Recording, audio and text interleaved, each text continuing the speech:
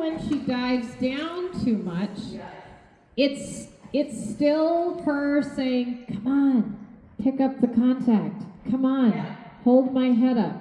What would you like her to do instead? I'd like her to reach more under with those hind feet, not in a fast way, not with tempo, but reach under, rotate those hips more under to hold herself up. And if her strides are too short, I don't want short, then it won't work.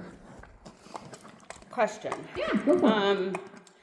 So as I'm trotting around, and I can exactly what you said makes absolute sense.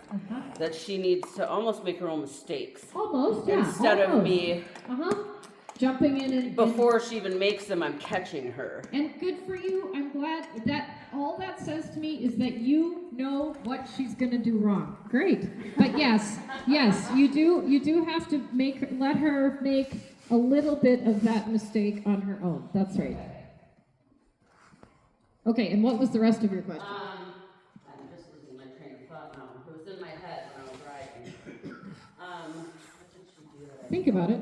That I wanted to practice work maybe through here? Because I felt her, okay, so I on the circle I felt that she had cadence and more, and she was holding herself and that she was carrying, that's what it was, the dive down. So that's like her go-to evasion. Yep. So, even though it's light, like now, I don't want to ride her with her nose between her legs. No. But I've also heard, trainers or judges say, look, don't pull up. Don't take my hands and pull up. How do I get her, instead of having her, because I want her to engage from behind, but she wants to dive down between her legs, how do I get her head up without me coming up with my range myself? So I need her to care more about either your ab muscles, your lower ab muscles, or the position of your pelvis. So when she dives down, let's just do an extreme. When she dives down enough, and some horses will pull on you. Yeah. The second your shoulders tip forward, your pelvis tips forward also. Okay. And even if they curl, that which is more what she does, right? She curls. Even when they curl, they're still able to tilt your pelvis a little bit forward. Okay? And I need your pelvis and the muscles around your pelvis to fight that.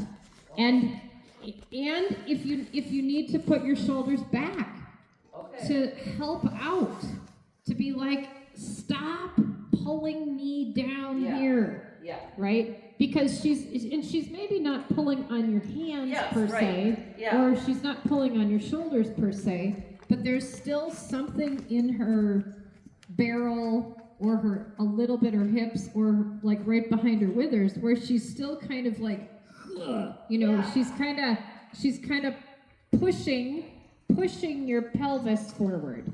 She's gonna put a little bit too much of an arch in your back, and I don't want her to control that part of you. Okay. Right. So, you'll have to experiment around with what works. Oh, now she's gonna say, I want you to go crooked. Oh yeah.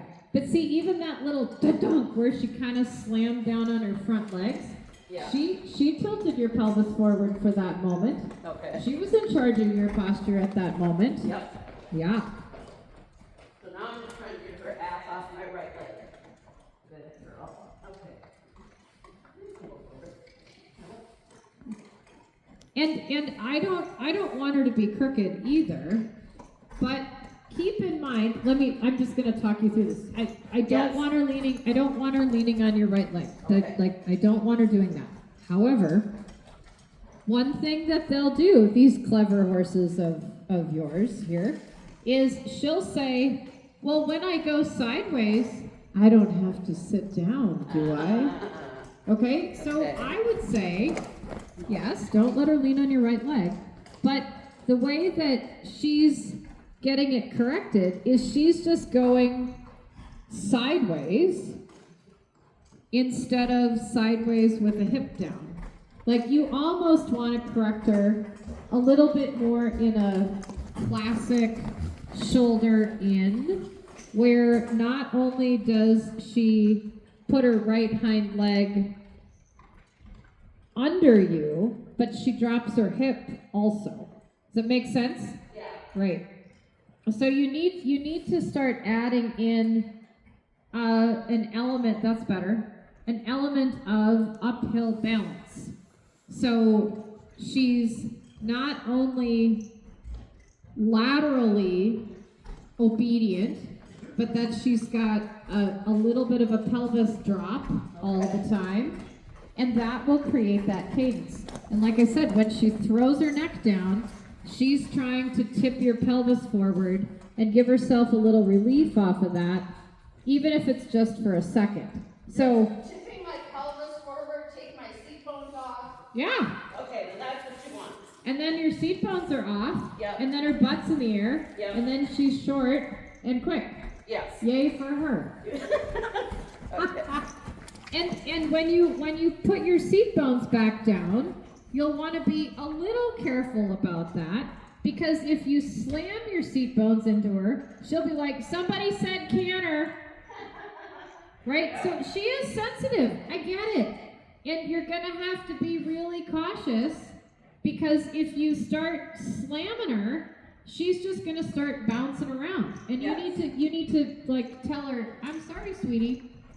You have to be butt down every stride, not fast, carrying every stride, right? You want to basically take the ankle weights and put the ankle weights on her hind feet and say, yeah, you got to do all your work today with your ankle weights on.